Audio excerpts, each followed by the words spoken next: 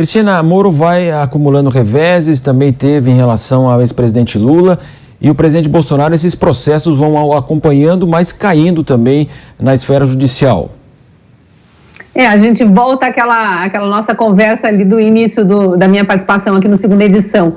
O judiciário querendo avançar sobre o legislativo ou sobre o executivo. O judiciário entendeu, na verdade o judiciário determinou na sua condição de tirano de toga do momento que o presidente não podia nomear o chefe da Polícia Federal, quando a Constituição diz que sim. E quando o judiciário, essa corte, o STF, deveria ser o que apenas analisa o que é constitucional ou não e nomear o comandante da Polícia Federal é constitucional, o presidente nomear é constitucional, está escrito lá com todas as letras, qualquer um lê, não precisa ser especialista em nada para entender a Constituição.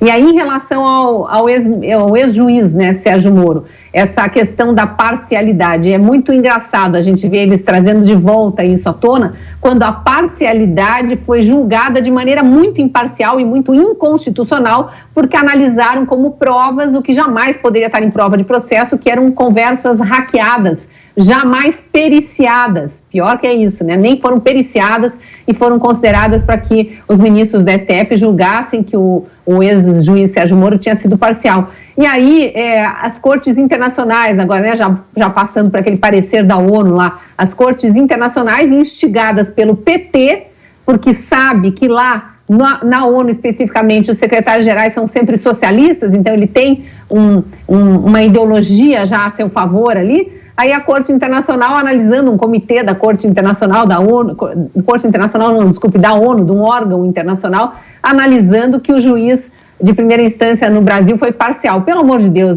Por que não analisou, então, os juízes do TRF4, os juízes do Superior Tribunal de Justiça? Porque todos esses, foram quase 20 juízes que analisaram os processos de Lula e condenaram, mantiveram aquela condenação de primeira instância, inclusive aumentando as penas, porque, como eles mesmos disseram no processo, as provas eram sobradas. Então, mesmo que o STF tenha feito toda aquela manobra que todos nós brasileiros vimos claramente nos nossos olhos aqui, que foi manobra para descondenar o ex-presidente Lula, ele jamais foi inocentado e isso vai pesar sempre sobre ele. Agora, quererem prejudicar o Sérgio Moro porque é um concorrente ou um pré-concorrente ali, é parte da política, O ex-juiz Sérgio Moro fez uma escolha quando decidiu abandonar a magistratura e ir para a política, sabia que seria fiscalizado por todos os lados, inclusive atacado por todos os lados, e está enfrentando o que todos os políticos de projeção enfrentam, inclusive o próprio presidente Bolsonaro, que o convidou para o governo, o convidou para a política e que depois foi traído por ele no momento em que ele sai atirando também contra o governo. Para fechar com você, Cristina, quando você fala da interferência, se a gente observar, como você disse, prisão em segunda instância, nós tivemos então a questão envolvendo aí o ex-presidente Lula, Ele foi preso, o Supremo tomou aquela decisão de que valia esse entendimento. Pouco tempo depois, o entendimento mudou, não interessava mais atingir outros políticos com esse mesmo entendimento. Aí Lula foi solto. E aí a decisão mais surpreendente de todas, a defesa de Lula, desde o início, ela argumentou que o foro não seria Curitiba, mas seria Brasília, ou outra foro, inclusive, desse processo. E aí, muito tempo depois, aí o ministro Fachin, não, realmente a defesa tem razão, e os direitos políticos de Lula foram restabelecidos, ou seja, o Supremo praticamente o colocou nessa disputa aí que se avizinha agora em 2022. Na minha opinião, o Supremo Tribunal Federal desmontou a Lava Jato com várias pequenas etapas. Foi um golpe muito bem orquestrado. Começou primeiro com aquela decisão lá atrás, até retroagindo um pouco a esses fatos aí que você relembrou, com aquela primeira decisão de que crimes de Caixa 2 deveriam ser julgados só pela Justiça Eleitoral, lembra? Isso já desmembrou uma série de processos e nenhum crime, vamos lembrar, nenhum crime de Caixa 2 apontado pela Lava Jato foi julgado pelo TSE. Então, os ministros do TSE estão falhando miseravelmente em ser juízes de processos de Caixa 2, uma prova de que foi manobra. Depois teve várias outras coisas.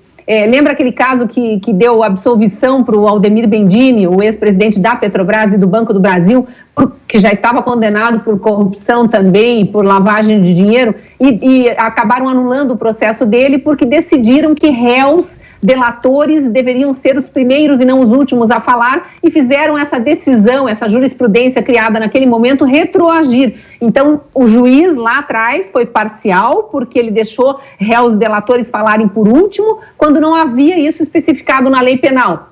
Aí você julga, você anula um processo, você julga um juiz, é tudo muito errado o que aconteceu no STF para simplesmente descondenar o ex-presidente Lula. E aí eu vou contrapor ao que você colocou, Marcelo, eu não acho que a prisão em segunda instância caiu para beneficiar outros possíveis réus da Lava Jato ou de qualquer outro crime de colarinho branco. Ela caiu, e isso ficou claro para milhões de brasileiros, vários juristas também já se pronunciaram em relação a isso, para beneficiar o ex-presidente Lula, apenas para descondená-lo e trazer ele de volta à cena política. Foi para isso, apenas isso. E por causa disso, milhares de bandidos perigosíssimos, não só corruptos, mas bandidos de outros crimes, foram colocados na rua e ainda estão livres. Então isso é tudo muito deplorável, a gente vê a Lava Jato sendo desmontada de dentro da Corte Superior e vê vários outros bandidos e outros crimes serem ignorados pela Corte Superior de Justiça. É por isso que a Justiça está tão desacreditada